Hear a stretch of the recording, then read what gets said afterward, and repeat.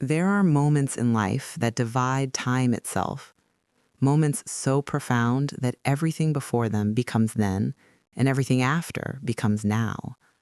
For me, that moment arrived on an ordinary Tuesday evening, wrapped in the innocent voice of my 6-year-old daughter. Her little voice carried the truth that shattered my world. I remember the exact moment with a clarity that time has refused to dull. The lamplight flickered across our living room walls, casting shadows that danced like ghosts of the life I thought I knew. The refrigerator hummed its constant song in the background, that familiar soundtrack of domestic normalcy. And there was Lily, my sweet girl, curled against me on the couch where we had read 1,000 bedtime stories, where we had laughed at cartoons on Saturday mornings, where life had always felt safe. She leaned close, her breath warm against my cheek, her tiny hand cupping my ear as if what she was about to say was meant only for me. And then she whispered words that no child should ever have to carry, words that would crack open my carefully constructed world like an egg dropped on concrete. Daddy talks to another lady when you're not home. The words hung in the air between us, suspended like dust motes in the lamplight. At first, my brain refused to process them. I thought perhaps I had misheard her, that her small voice had garbled the words into something they weren't meant to be. I wanted desperately to believe it was a child's imagination running wild, a misunderstanding born of innocent confusion, some mistake that could be laughed away over breakfast tomorrow. But then I looked into her eyes. Those wide, unblinking eyes that had never learned to lie, that still believed the world was fundamentally good, that trusted me to make sense of things she couldn't understand. In those eyes, I saw truth, raw, unfiltered, devastating truth. And in that moment, I knew with a certainty that settled into my bones like winter cold that she was speaking something real, something she had witnessed, something that had troubled her enough that she needed to share the burden with me. That whisper was not just a sound carried on breath. It was a knife, sharp and swift, cutting through the fragile fabric of my marriage, slicing open years of what I had believed to be love, trust, and partnership. It was a revelation that would unravel everything I thought I knew about the man I had married, about the family we had built, about the future I had imagined stretching out before us like a well-lit road. I sat frozen, my arms wrapped around her small body, feeling the delicate bird bone structure of her shoulders, the warmth of her against my chest. My mind raced, tumbling through excuses and explanations and denials, grasping at anything that might make this not true. Maybe it was a colleague, maybe a client, maybe just a friend who called about work. Maybe Lily had seen him on a video conference and misunderstood. Maybe. But none of those maybes could erase the weight of her words. None of them could explain the way my stomach had dropped, the way my hands had started trembling, the way my heart knew what my mind was still refusing to accept. The room seemed to tilt on its axis. The air thickened, becoming difficult to breathe as if the oxygen itself had turned to something heavier. I felt as though the walls themselves were closing in to press me to confront a reality I had been too afraid, too comfortable, too hopeful to see. The couch beneath me felt suddenly unfamiliar, like I was sitting in a stranger's home, in a stranger's life. How long had I been living in this stranger's life? We lived in suburban Ohio, in one of those neighborhoods that real estate agents call family-friendly and charming. Maple trees lined our streets, their branches forming cathedral arches overhead in summer, their leaves painting the sidewalks gold and crimson in autumn. Children rode bicycles until the streetlights came on, their laughter echoing between houses. Neighbors waved from porches and knew each other's names. It was the kind of place people move to when they want to build something lasting, something safe. Our home was a modest 2-story with white siding and black shutters, a porch swing that creaked when the wind blew, rose bushes that I tended every spring. From the outside, it looked like stability itself, like the American dream made real in wood and brick and carefully mowed lawn. Inside, we had built what I thought was a life. Family photos on the mantle, Lily's artwork on the refrigerator, a kitchen table where we shared meals and homework and the small talk of daily existence. My husband Daniel worked in finance at a firm downtown. He left early in crisp suits that smelled faintly of dry cleaning and expensive cologne, carrying a leather briefcase that I had given him for our 5th anniversary. He was good at his job, ambitious, respected. He brought home stories of deals and clients and office politics that I listened to while stirring pasta or folding laundry, nodding in the right places, even when I didn't fully understand the language of his world. I taught 3rd grade at the local elementary school, where I spent my days surrounded by crayons and construction paper, chalk dust, and the particular chaos of 8-year-olds learning to read chapter books. I loved my work, loved the way children saw the world with fresh eyes, loved being part of the moments when understanding dawned on their faces. My classroom was a place of bright bulletin boards and reading corners, of science experiments at spelling bees, of the beautiful messiness of learning. To the outside world, to our neighbors and colleagues, and even to our families, we were the picture of stability. We attended church on Sundays, sitting in the same pew, singing hymns with shared hymnals. Friday nights were pizza nights. The 3 of us crowded around the coffee table watching family movies. Lily took ballet classes on Tuesday afternoons, and I never missed a recital, filming every wobbly pirouette with proud devotion. In summer, we hosted barbecues in our backyard, Daniel manning the grill while I made potato salad and lemonade, while children ran through the sprinkler and adults talked about property taxes and school levies. We looked like we had it all figured out. But beneath that polished surface, cracks had already begun to form. I see that now, though I couldn't let myself see it then. Or perhaps I saw it and chose to look away, chose to believe that if I didn't acknowledge the fractures, they might somehow heal themselves. Daniel had started coming home late. At first, it was once or twice a week, explainable, reasonable, big project, he'd say, client dinner. Then it became 3 times, 4 times, until late became normal and early became the exception. He'd walk through the door after Lily was already asleep, loosening his tie, his face drawn with what I told myself was exhaustion. He was distracted in ways that went beyond tired. When I spoke to him, I could see his eyes glaze over, his mind somewhere else entirely. His phone was always buzzing, vibrating against tables and countertops, lighting up with messages he would glance at and then quickly dismiss. He started taking calls in other rooms, his voice dropping to a murmur behind closed doors. "Just work," he'd say, if I asked. And I would nod, because what else could I do? Accuse him? Of what? Of working hard to provide for his family? His smile no longer reached his eyes. That's something people say, I know, but it's true in a way you can't understand until you've seen it. The smile that used to light up his whole face, that used to make me feel like the most important person in his world, had become a polite gesture, a social obligation. His lips moved, but his eyes stayed distant, looking at me, but not seeing me, not really. His touch felt more like obligation than affection. When we passed in the hallway, when we sat next to each other on the couch, there was a careful distance maintained, a space that hadn't been there in the early years. When he kissed me goodbye in the mornings, it was perfunctory, a habit, rather than a connection.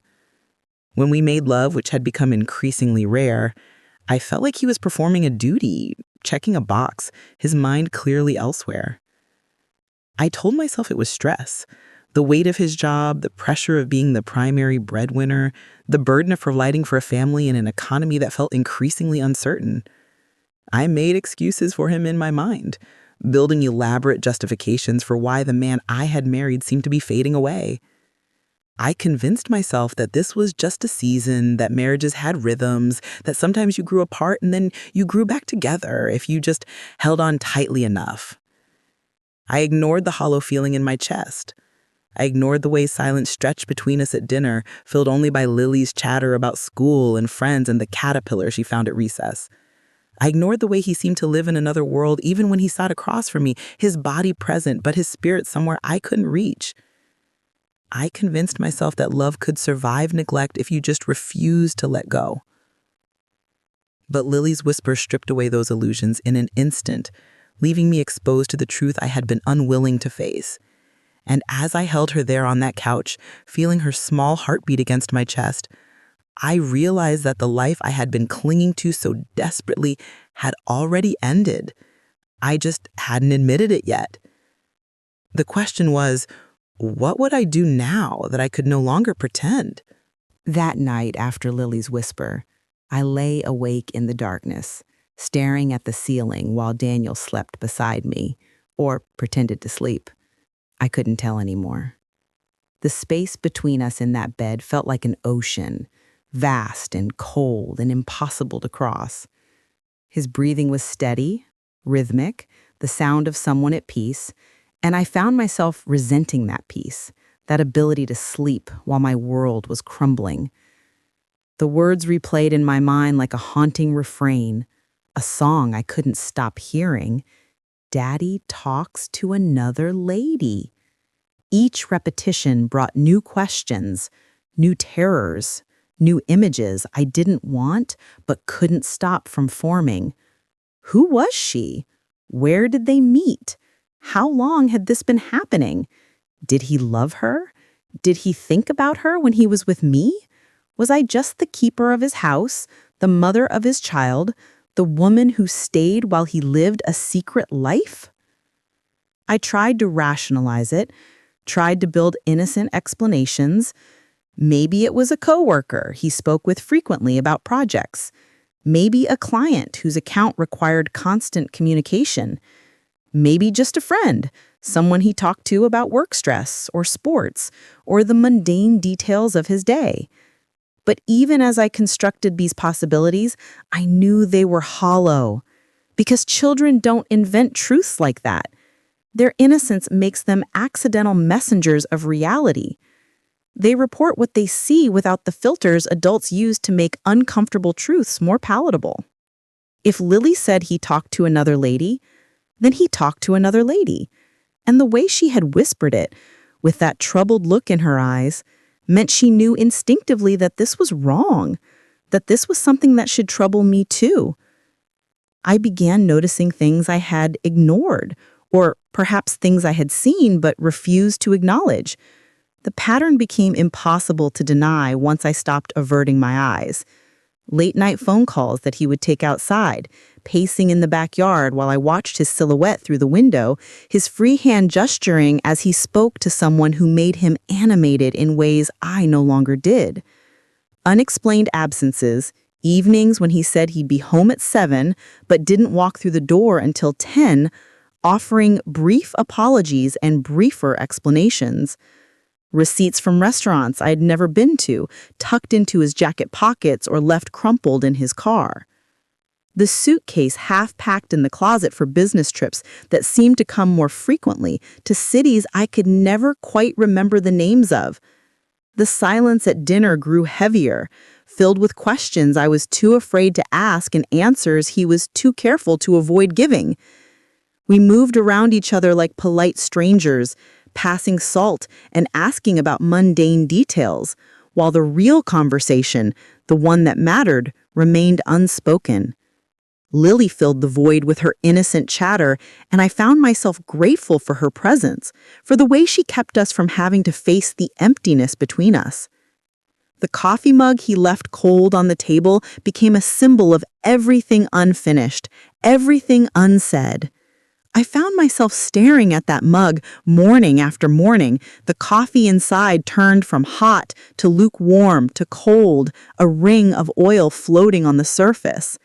I wondered who he had been thinking of when he poured it, who he had been texting when he forgot to drink it. That abandoned mug felt like a metaphor for our marriage, something once warm and vital, now neglected, left to grow cold while attention went elsewhere. My heart raced with suspicion, my stomach knotted with dread. My hands trembled when I picked up his phone by accident, when I saw names I didn't recognize flash across the screen.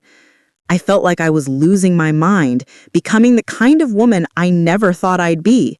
Paranoid, jealous, suspicious. I hated that feeling. I hated what doubt was doing to me, how it was poisoning not just my marriage, but my sense of self. Yet I clung to denial like a lifeline, because admitting the truth meant admitting that my marriage was not what I believed it to be.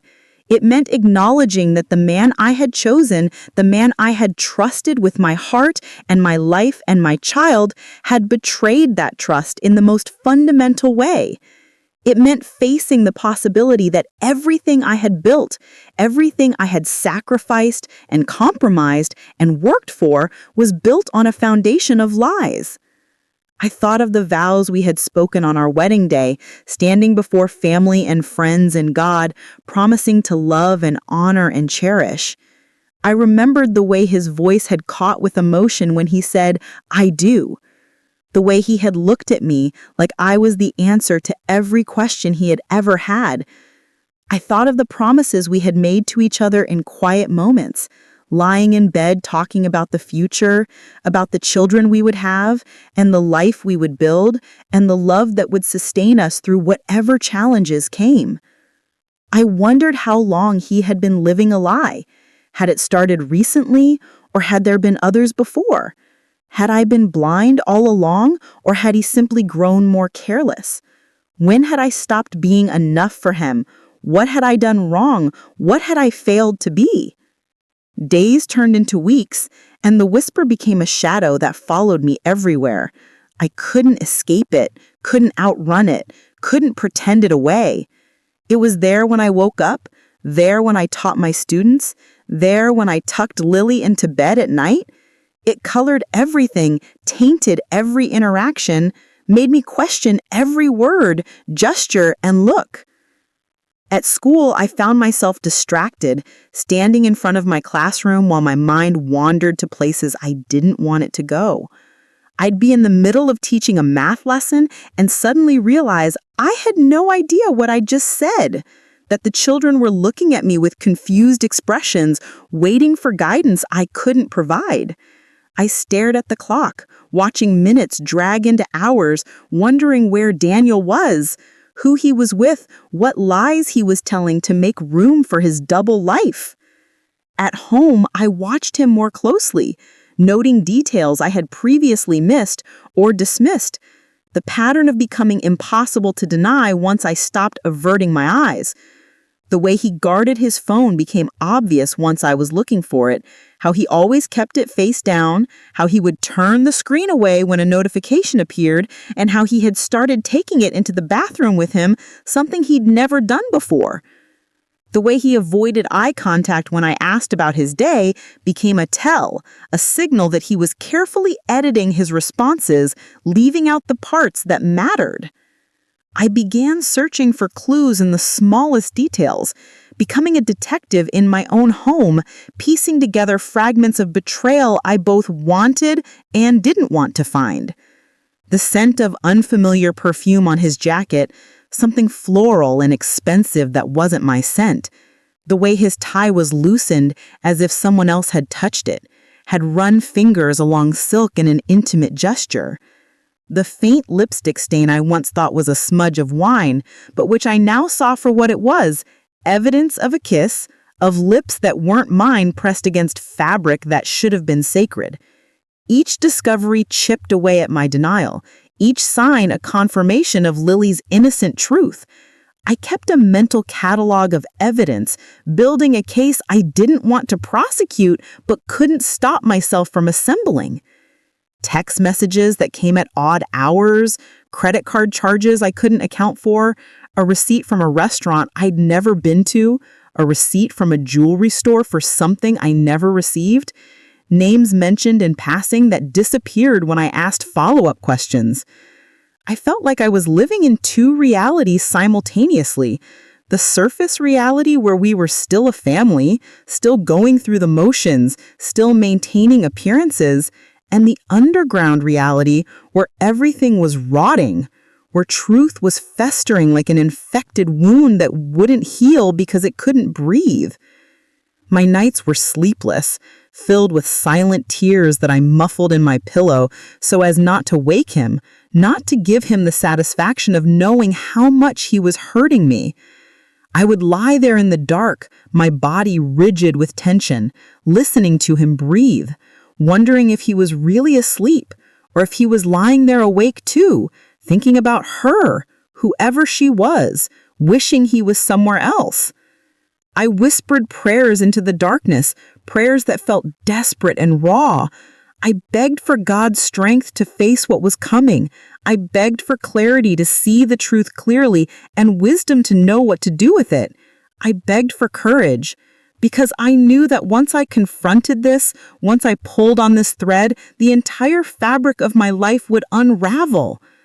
I thought of conversations in my head, searching for signs I had missed, for moments when the truth had been trying to break through, but I had been too invested in my illusions to see them. I wondered if the distance had always been there, growing slowly like rust on metal, so gradual that I didn't notice until it had eaten through to the core. The weight of knowing and not knowing simultaneously became unbearable. I was living in limbo, in that terrible space between suspicion and confirmation, where imagination runs wild and every scenario feels both impossible and inevitable. So I existed in that in-between place, that purgatory of half-truths and averted eyes, knowing that eventually something would have to break. That eventually the weight of what was unspoken would become too heavy to carry, and everything would come crashing down. I just didn't know it would be me who finally let it fall. The confrontation came on a Saturday morning, unplanned, inevitable, like a storm that had been building on the horizon for weeks, finally making landfall. I hadn't woken up that morning intending to shatter what remained of our carefully maintained pretense. But sometimes the body knows before the mind does. Sometimes the heart reaches a breaking point that the head hasn't yet acknowledged. The sun filtered through the blinds, casting stripes of light across the kitchen floor in parallel lines that looked like prison bars. It was a beautiful morning outside, the kind of crisp autumn day when the air smells like apples and wood smoke, when the leaves are at their peak color. Inside our kitchen, the beauty felt obscene, wrong, like the universe was mocking me with its indifference to my pain. Daniel sat at the table in sweatpants and an old college shirt, scrolling through his phone with his morning coffee, sipping absently. It was a scene we had enacted hundreds of times before, this quiet Saturday morning routine. Usually, I would be making breakfast, Lily would be watching cartoons in the living room, and we would move through the choreography of family life without thinking about it. But this morning was different. This morning, I couldn't pretend anymore. My hands trembled as I placed my cup down on the table, the sound louder than I intended, sharp enough to make him look up briefly before his eyes returned to his screen. I watched him for a moment, this man I had loved, this stranger I lived with. His hair was disheveled from sleep, there was stubble on his jaw, and in that vulnerable morning state, he looked almost like the man I had married. Almost. "Daniel," I said, and my voice shook despite my efforts to steady it. "Who is she?" 4 words. That's all it took. 4 simple words to detonate a bomb. The silence that followed was deafening. He didn't ask what I meant. He didn't look confused or offended or ask me to clarify. Those would have been the reactions of an innocent man. Instead, he went very still, his thumb frozen mid-scroll on his phone, his jaw tightened. His eyes, when they finally met mine, were not surprised. They were caught. And in that moment, I knew with absolute certainty that everything I had suspected was true, probably worse than I had imagined. "Daniel," I said again, and this time my voice was steadier, harder. "Who is she?" He looked at me, then away. His gaze slid to the window, to the counter, to anywhere but my face. His silence was louder than any confession could have been. It filled the kitchen like smoke, choking us both. I watched his throat work as he swallowed, watched him open his mouth and close it again, searching for words that wouldn't come or that he was too cowardly to speak. Tears filled my eyes, hot and angry and filled with years of denial finally breaking free. My chest burned with a fury I hadn't known I was capable of feeling. The room seemed to shrink around us, the walls pressing in, the air growing thick and hard to breathe. I wanted him to say something, anything. I wanted him to deny it, to have some impossible explanation that would make this all make sense. And at the same time, I wanted him to be honest for once, to give me the dignity of truth, even if that truth would destroy us. "How long?" I asked, and my voice broke despite my efforts to control it. "How long, Daniel?" He hesitated, and that hesitation was its own answer. He said, It's complicated." And those words, that pathetic cliche, made something snap inside me. Complicated? I stood up, my chair scraping against the floor. "You made vows to me, Daniel. You promised me loyalty and honesty and partnership. You gave me a child. We built a life together. And now you're sitting here telling me it's complicated?" "I didn't mean for it to happen," he said. And even now, even in this moment when honesty was the only thing that mattered, he was still hiding behind passive language, as if this thing had simply happened to him like weather, like he had no agency, no choice. "How long?" I demanded again, and my voice rose despite my efforts to control it. "How long, Daniel?" He said, 6 months, quietly, and the number hit me like a physical blow. 6 months, half a year. All those dinners where I had asked about his day and he had lied. All those nights when he had come home late and I had believed his excuses. All those mornings when he had kissed me goodbye and then gone to her. 6 months of deception, of double life, of making a fool of me? "Do you love her?" I asked, and I wasn't sure why that question mattered, but it did. It mattered enormously. He hesitated, and that hesitation was its own answer. He said, "I don't know. Maybe. I'm confused. I never meant to hurt you." But of course he had. Every time he had chosen to see her, to call her, to text her, to lie to me, he had chosen to hurt me. The hurt wasn't accidental. It was the inevitable consequence of his actions, and claiming he didn't mean it was just another way of avoiding responsibility. I stood there in my kitchen, in the home we had made together, and felt everything I had built crack and crumble. The life I had imagined for us, the future I had counted on, the partnership I had believed in, all of it was revealed as fiction, as wishful thinking, as a story I had told myself while the truth unfolded in shadows I had refused to see. And then Lily walked in. She appeared in the doorway clutching her stuffed rabbit, Mr. Hoppy, the one she had slept with since she was 2. She was still in her princess pajamas, her hair a mess of tangles, her eyes wide and uncertain as she took in the scene, her mother standing with tears streaming down her face, her father sitting rigid at the table, the tension in the room so thick you could feel it like humidity. "Mommy," she said in a small voice, "are you mad at me?" That question, coming from her innocent mouth, from this child who had done nothing wrong, who had simply told the truth with the pure honesty of childhood, that question broke me in ways Daniel's betrayal hadn't.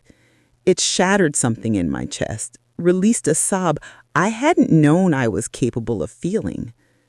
I crossed the kitchen in 3 steps, and pull her close, gathering her into my arms, pressing my face into her hair, breathing in the sweet scent of her shampoo and the warmth of her sleep.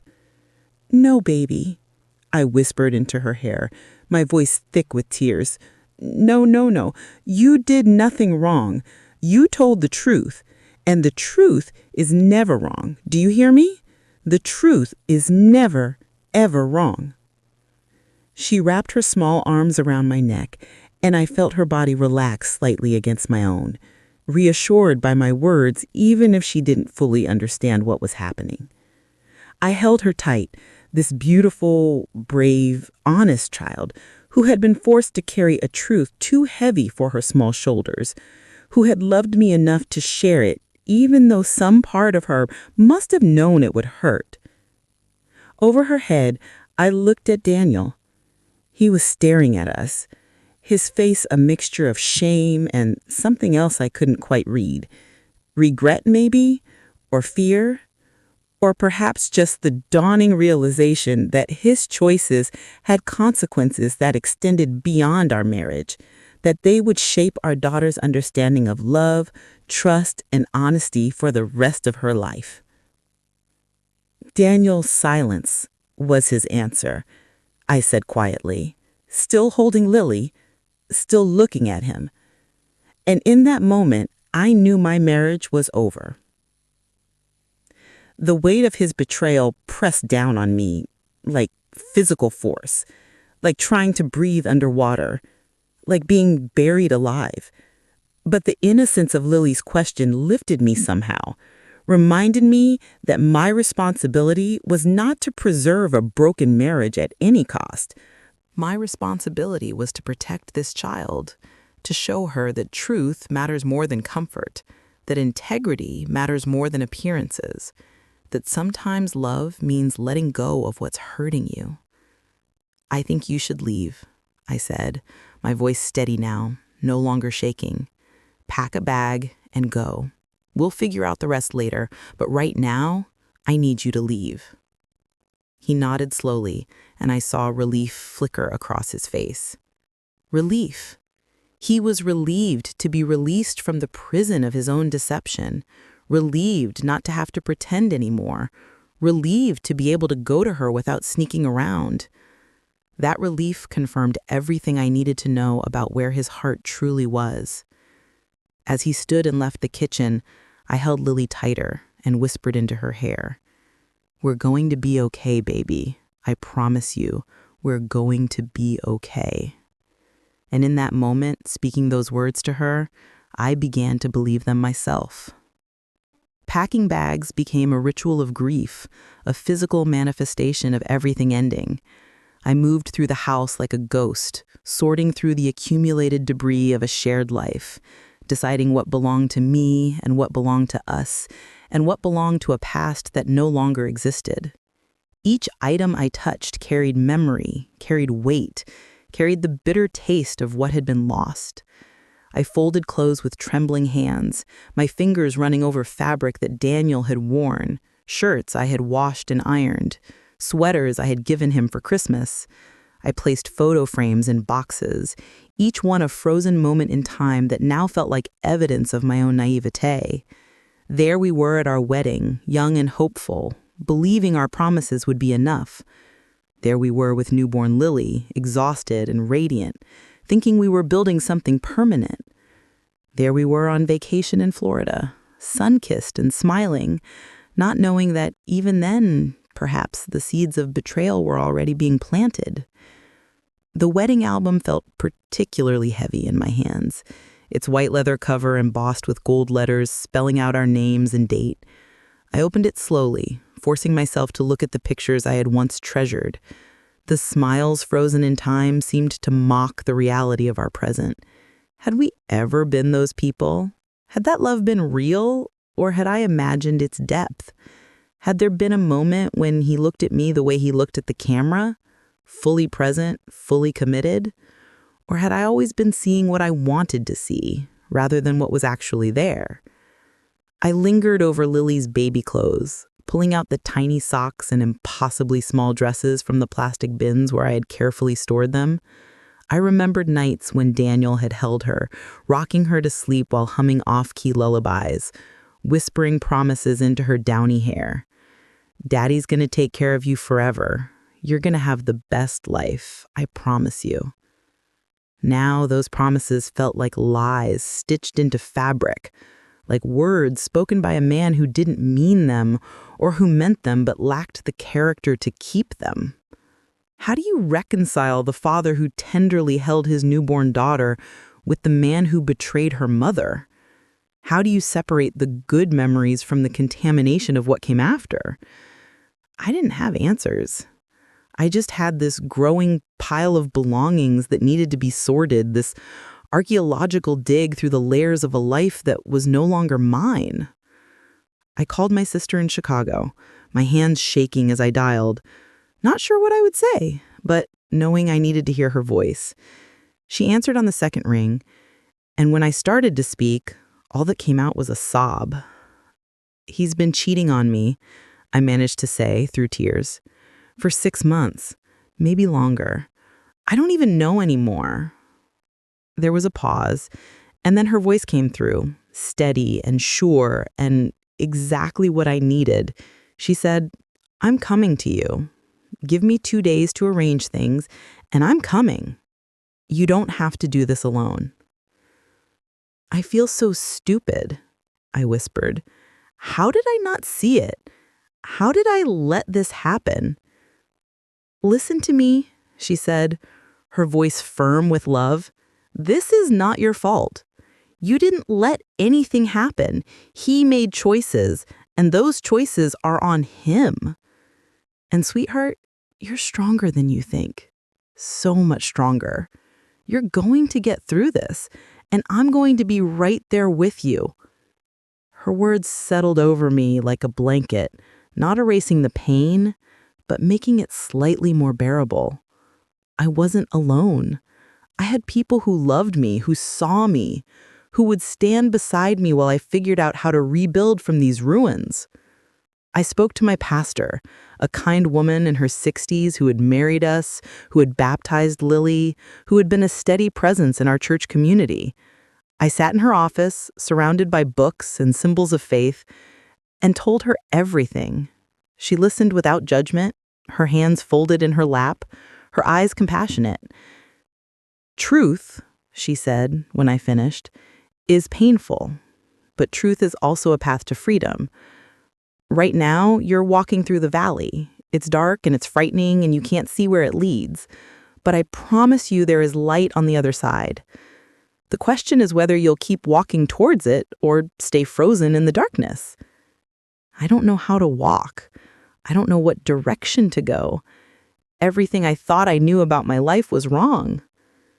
She leaned forward, her voice gentle but certain. "You start with one step, just one. You don't have to see the whole path. You just have to take the next right step, and then the next one after that. And remember, God doesn't waste our pain. Somehow, some way, He redeems it. Trust that, even when you can't see how it will." I began therapy, something I had always thought was for other people, for people with real problems. But now, I was one of those people, and I needed help navigating this new reality. My therapist was a woman named Dr. Sarah Chen, with calm eyes and a way of asking questions that made me think deeper than I wanted to. Our sessions became a place where I cried until no tears were left, where silence was broken by words I'd been too afraid to speak out loud. We talked about patterns in my marriage I hadn't recognized, ways I had made myself smaller to accommodate Daniel's needs, times I had swallowed my concerns to keep the peace. We talked about my tendency to take responsibility for other people's choices, to blame myself for things beyond my control. Dr. Chen said during one session, "You didn't cause this. You didn't deserve this. And you can't fix someone who doesn't want to be fixed. The only person you can control is yourself, and the only healing you're responsible for is your own."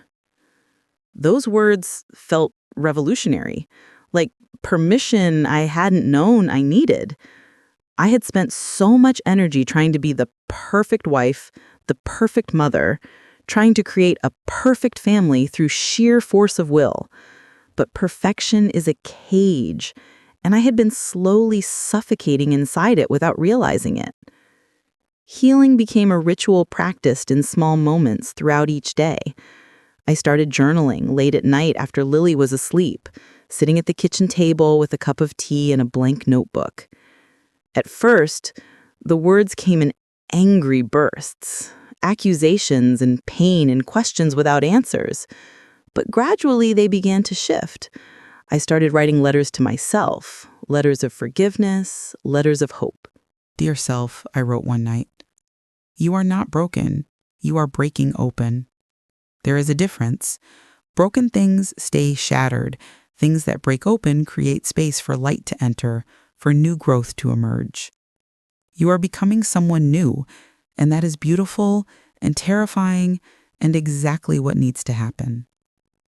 I walked through Central Park during a visit to my sister, letting the autumn air fill my lungs, watching joggers and families and people living their lives with seemingly easy joy.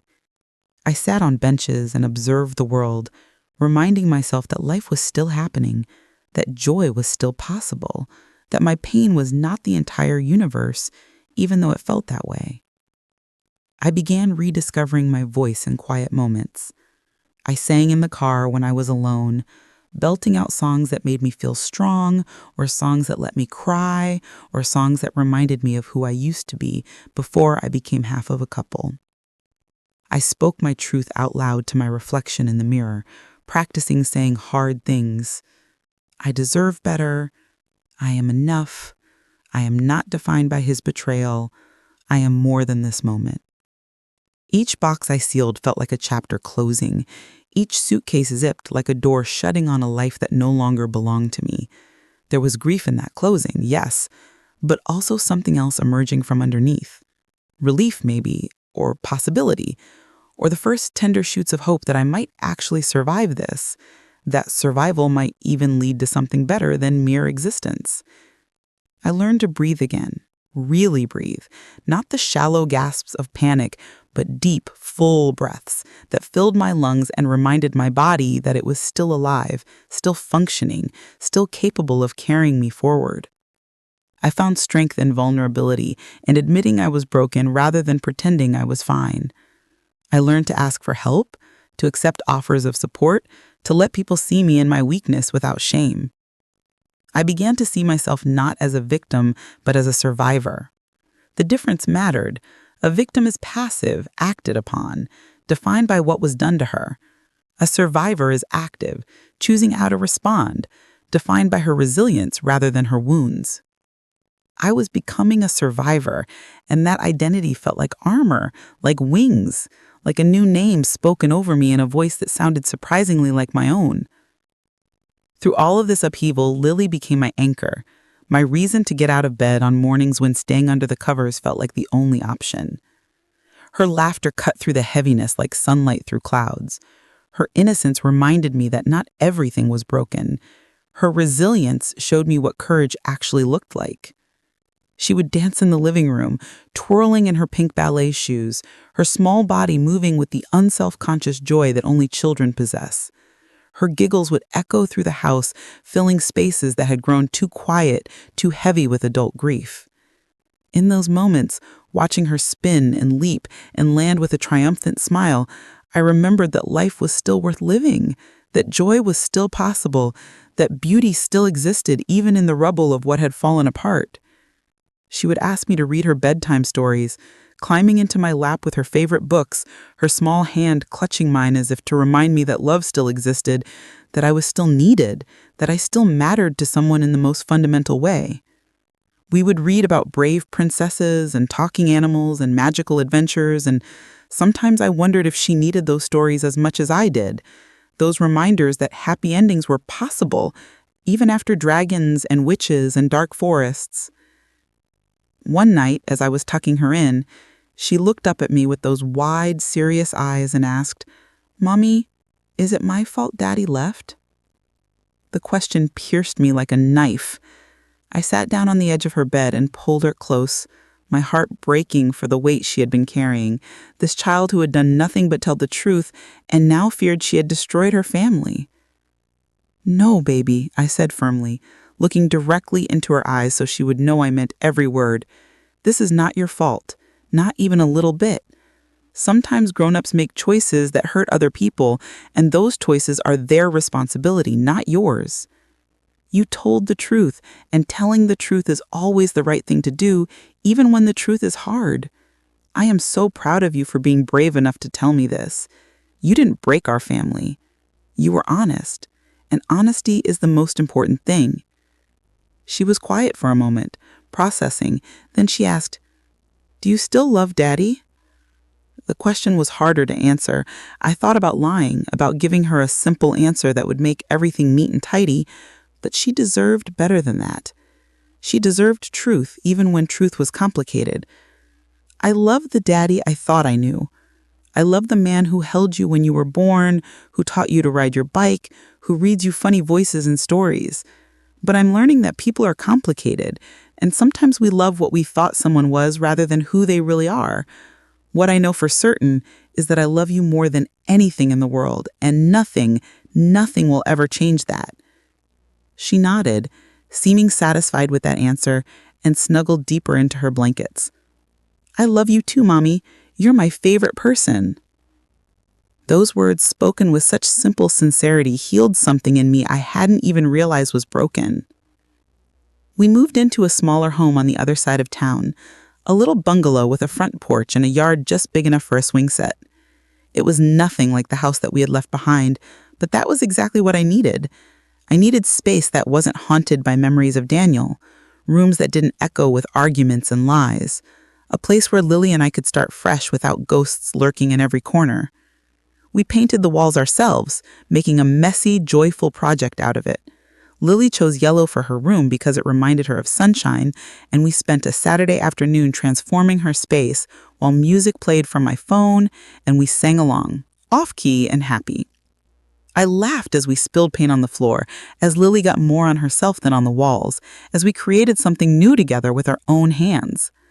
I chose soft colors for the rest of the house, a warm cream for the living room, a pale blue for my bedroom that reminded me of early morning sky. Each brushstroke felt like a reclaiming of space, a declaration that this place was ours, that we were writing a new story on these walls, that the past didn't get to follow us here. We took trips together, Lily and I, exploring our new neighborhood and the city beyond it. We went to the Cincinnati Zoo, where Lily pressed her face against the glass to watch the penguins swim and laughed at the monkeys' antics.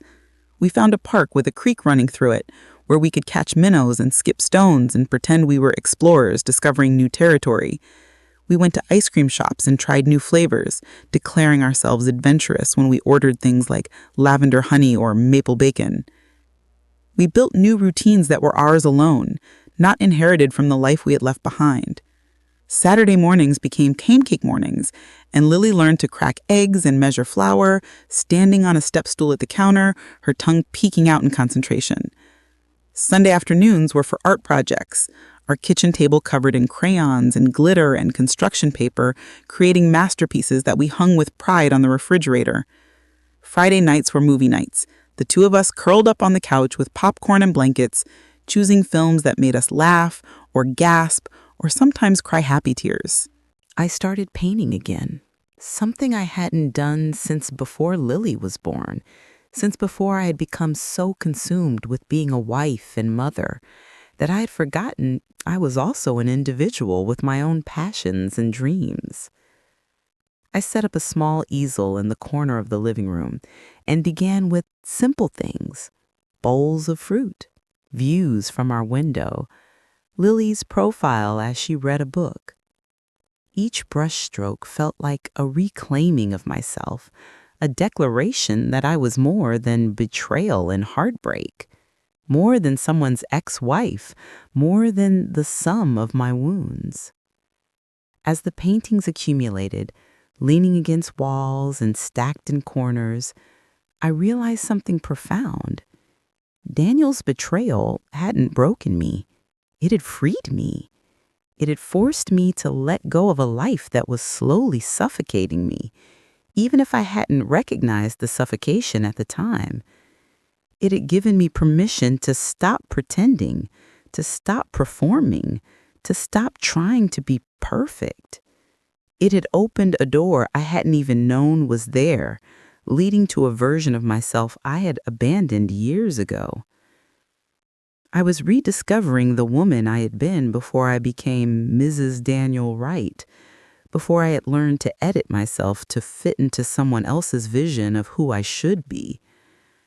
I was finding pieces of myself I had packed away like outgrown clothes, thinking I would never need them again. Turns out, I needed them desperately. I needed the woman who painted and laughed and dreamed, the woman who took up space without apologizing, the woman who knew her own worth. Lily's smile became my compass, guiding me through the fog of grief toward the light of resilience. When I felt lost, when the weight of single parenthood and financial stress and loneliness threatened to overwhelm me, I would look at her face, that open, trusting, joyful face, and remember why I was doing this, what I was fighting for, who I was becoming. She would come home from school with stories about her day, about the boy who shared his cookies, about the science experiment with vinegar and baking soda, about the book they read in class that made her think about friendship. And listening to her chatter, I realized that she was thriving, not just surviving. That despite the upheaval, despite the absence of her father from our daily life, despite everything that had changed, she was becoming herself in ways that felt healthy and whole.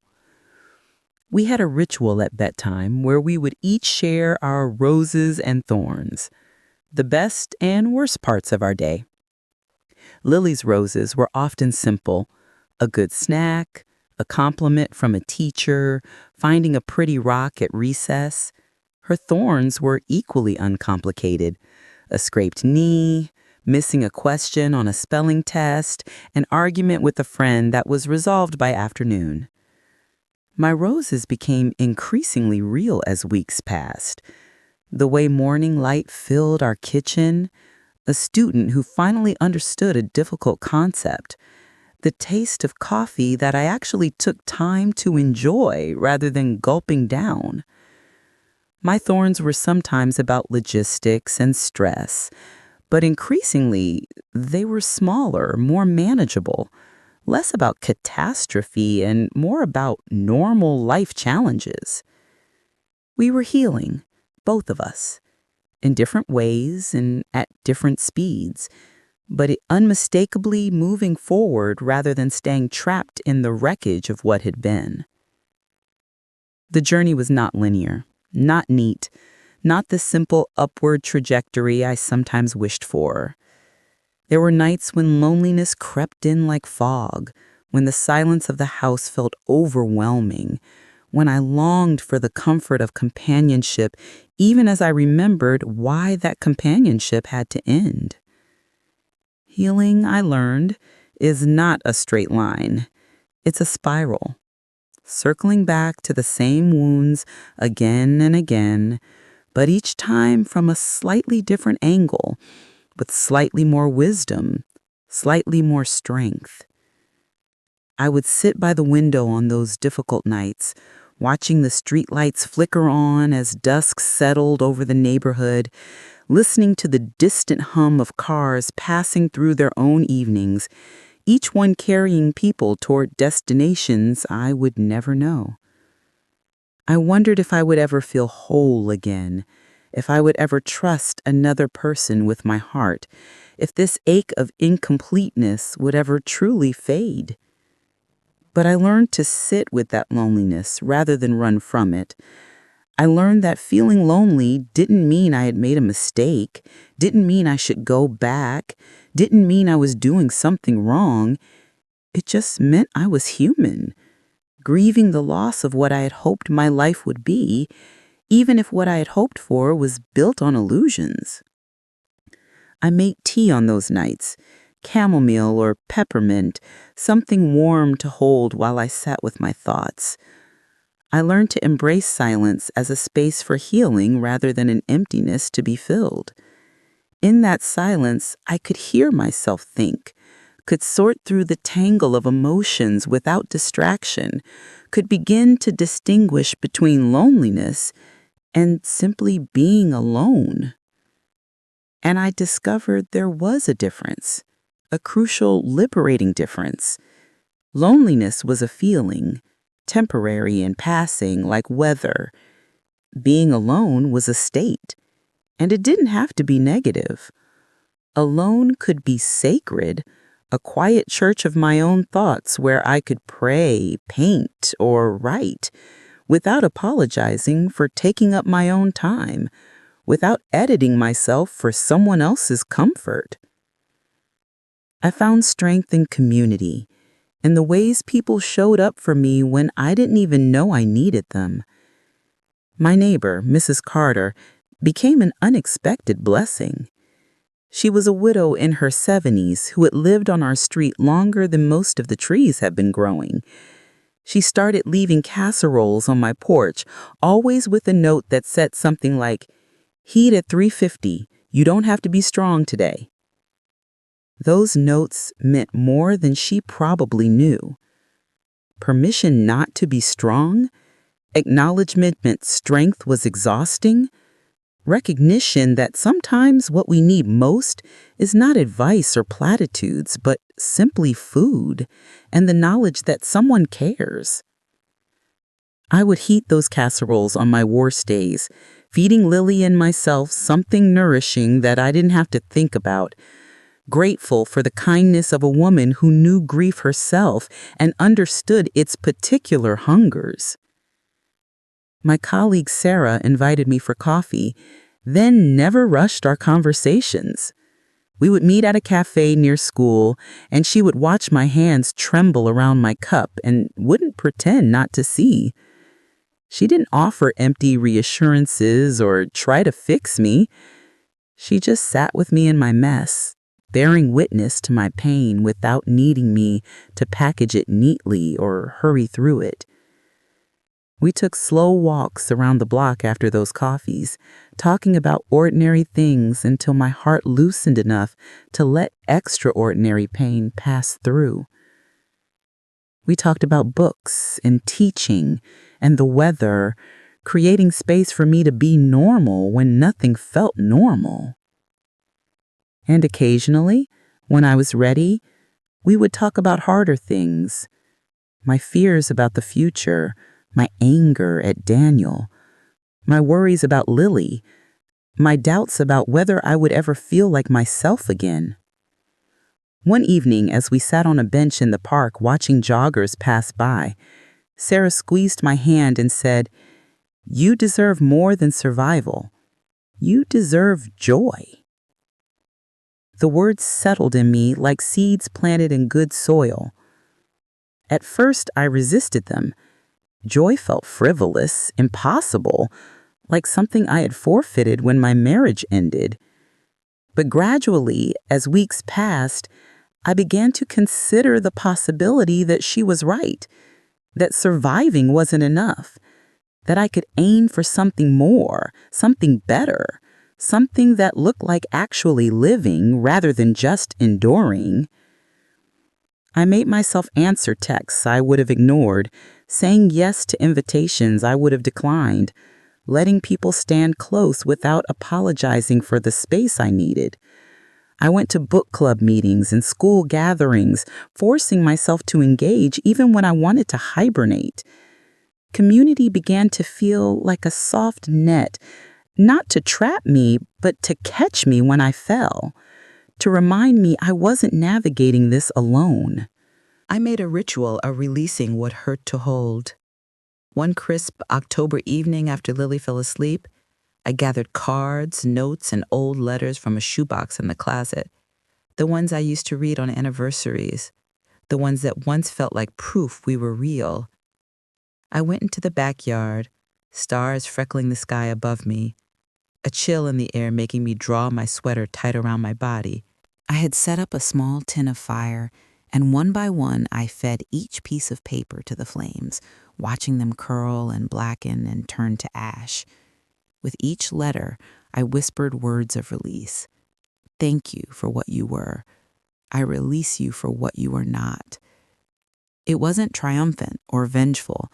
It was honest, a necessary goodbye to the version of our story I had carried for too long.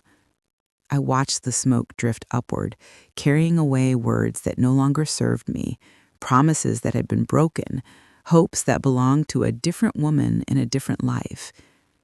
The next morning, I swept the last ash from the patio and realized my chest felt an inch wider, like I had room to breathe that hadn't been there before. In my journal, I wrote, "Closure is patient, but it visits when invited." Therapy continued to be my sanctuary, the one place where I could be completely honest without fear of burdening anyone or being judged. In that quiet room with tissues stacked neatly on the table and the faint scent of lavender in the air, I poured out years of silence. Dr. Chen listened without judgment, her eyes steady, her voice calm, asking questions that cut deeper than I expected. "When did you stop feeling seen?" she asked one day, and the question opened something in me I hadn't known was locked. I thought back through the years of my marriage, trying to pinpoint the moment when I had become invisible, when my needs and desires and dreams had become secondary to maintaining peace, to keeping Daniel happy, to preserving the illusion of a perfect family. I couldn't identify a single moment. It had been gradual, like the way a photograph fades in sunlight, so slow you don't notice until one day you realize the colors are gone. "What do you fear most about being alone?" she asked another time, and I surprised myself with my answer. "That I'm not enough," I admitted, "that I need someone else to be complete, to be worthwhile, to matter, that being just me isn't sufficient." We unpacked that belief over several sessions, tracing it back through my childhood, my family dynamics, the messages I had absorbed about women's worth being tied to relationships. We talked about the difference between interdependence and codependence, about how healthy love enhances who we already are rather than completing some fundamental lack. "Which parts of yourself did you abandon to keep the peace?" she asked one time, and that question became homework that lasted months.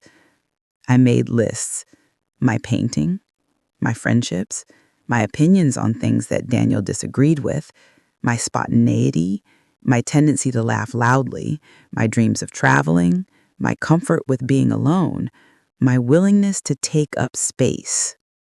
I had shrunk myself in so many ways, become so practiced at accommodation that I no longer recognized it as sacrifice.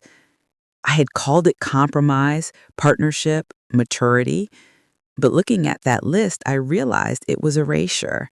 I had been slowly erasing myself, and Daniel had let me, had perhaps even encouraged it in subtle ways, because a smaller version of me was easier to manage, easier to deceive. We talked about the difference between forgiveness and permission, and how I had confused the two. Forgiveness didn't mean what Daniel had done was okay. It meant I was releasing my claim on vengeance, releasing the energy it took to hold on to anger, choosing my own peace over his punishment. Permission would mean allowing him back into my life, allowing the cycle to continue, allowing myself to be hurt again. I could forgive without giving permission. I could release without reconciling. We talked about grief as love with nowhere to go, and that reframing helped me understand the ache I carried. I wasn't just grieving Daniel or the end of my marriage.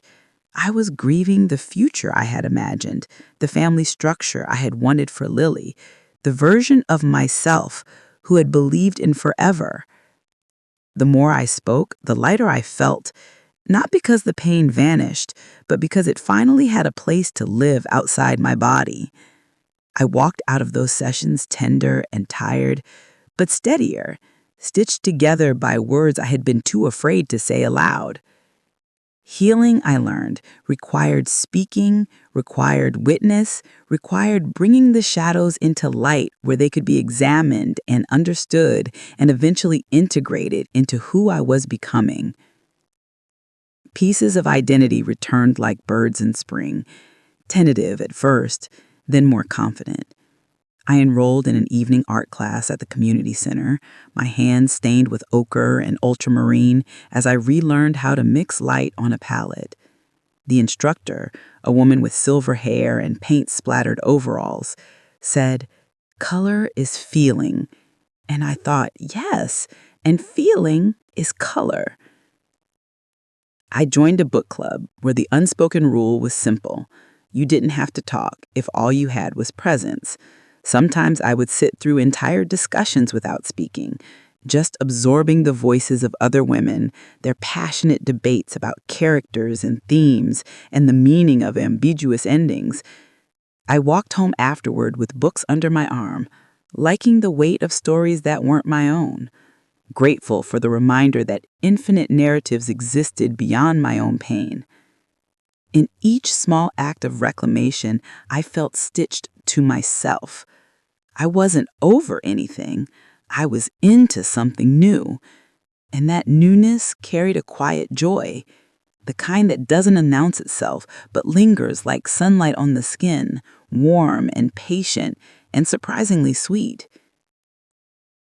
Time has a way of rounding sharp edges, of transforming what once cut us into something we can hold without bleeding. Months passed, then a year, then more, and slowly the acute pain of betrayal softened into something more manageable, more integrated into the fabric of who I was becoming. The scar tissue formed, not erasing what happened, but making it part of my story rather than the entirety of my story. I began to dream beyond repair, beyond simply fixing what was broken. I made a list titled Nexts and wrote with a hand that no longer trembled. Visit the lake at dawn, learn to throw pottery, take Lily to see the ocean, write a story that doesn't apologize for feeling, plant a garden that comes back every year, learn to play guitar, travel somewhere I've never been, fall in love with my own life. I let myself picture my life 5 years from now and asked what it would take to walk towards it with patience and intention rather than desperation. I didn't rush the answers. I liked the way questions felt in my mouth, hopeful and honest, like bread just before it rises, full of potential and promise. The future didn't scare me as much once I stopped asking it to look like the past. I stopped trying to recreate what I had lost and started imagining what I could build instead. Dreams became not just possibilities, but invitations, and I accepted them with gratitude, with curiosity, with a sense of adventure I hadn't felt in years. Lily continued to be my greatest teacher. One evening as we were washing dishes together, she asked me a question that stopped me mid-rinse. "Mommy, will we be okay forever?" Her eyes were wide with the question, her voice trembling with uncertainty. I dried my hands and knelt down so we were eye level, so she could see in my face that I meant what I was about to say. "Forever changes its shape, baby," I told her, choosing my words carefully. "But we'll be okay inside it. Forever doesn't mean nothing bad ever happens. It means we keep loving each other and supporting each other no matter what happens. It means we tell the truth even when it's hard. It means we're a team, you and me, and teams stick together." She thought about this for a moment, then asked another question that cut even deeper. "Can love break and still be love?" I pulled her close, marveling at the wisdom hidden in her child's questions, at the way she intuited complexities that adults spent years in therapy trying to understand. "Sometimes love breaks because we're human," I said softly. "Sometimes it breaks because it was never strong enough to hold truth." But your love and my love, that's the kind that grows stronger with honesty. That's the kind that doesn't break because it's built on telling the truth and showing up and choosing each other every single day. After we talked, she drew 3 hearts on a piece of paper, one big, one medium, one small, and wrote us underneath in her careful second-grade handwriting. I taped it to the fridge where it became a vow we could see every morning, a reminder of what mattered most, what we were building together in the ruins of what had fallen apart. We celebrated the small and the sweet the way you celebrate rain after a long heat. We celebrated Lily losing a tooth by making a tiny envelope for the tooth fairy, who wrote back in glitter pen saying, "Thank you for being brave." We celebrated the first day of spring by planting marigolds in the front yard because they were sturdy and bright, like us. We celebrated ordinary Thursdays by making cookies and dancing while they cooled, laughing when one batch came out too dark and looked like little charcoal moons. Holidays became less about performance and more about presence. We built a Christmas tree from construction paper one year and taped it to the wall, writing wishes on paper ornaments. Peace in our home, good dreams, more laughter, new paints, adventures together. It wasn't traditional, but it was ours, and that made it perfect. On the anniversary of the Whisper, I made us tea and sat with Lily at the kitchen table. We didn't talk about the past as a wound that still bled. We talked about it as a teacher, as a turning point, as the moment everything changed for the better, even though it hadn't felt that way at the time. "What did you learn?" I asked her, curious about her perspective, about how a child processes such seismic shifts in her world. She thought for a moment, stirring honey into her tea with careful concentration. "I learned we can tell the truth and still be loved," she said finally. "I was scared you'd be mad at me for telling about Daddy, but you weren't. You said I was brave. So I learned that telling the truth is brave, and brave people get loved, not punished." Her words made my eyes fill with tears. Good tears, proud tears, grateful tears. "That's exactly right," I said. "And do you know what I learned?" She shook her head, watching me with those serious eyes that seemed too old for her young face sometimes. "I learned that love asks us to be brave, not small. I learned that truth is more important than comfort. I learned that I'm stronger than I thought I was. And I learned that sometimes the worst thing that happens to us is actually the doorway to the best thing that could ever happen to us. Your daddy leaving hurt so much, but it also freed us. It freed us to be honest, to be ourselves, to build a life based on truth instead of pretending." We clinked our mugs together like a toast. "To us," we said in unison, and the words felt like a victory, quiet and profound. That night, after she was asleep, I wrote in my journal, "There is a quiet victory in the way we are living. We are not just surviving, we are thriving. We are building something real and honest and beautiful from the wreckage of what fell apart. And I am becoming someone I actually recognize, someone I actually like, someone I'm proud to be." I see now, with the clarity that only comes with time and distance, that the whisper was the beginning of our freedom. It was a soft key pressed into my palm by the smallest hand, a key I didn't want to accept but desperately needed.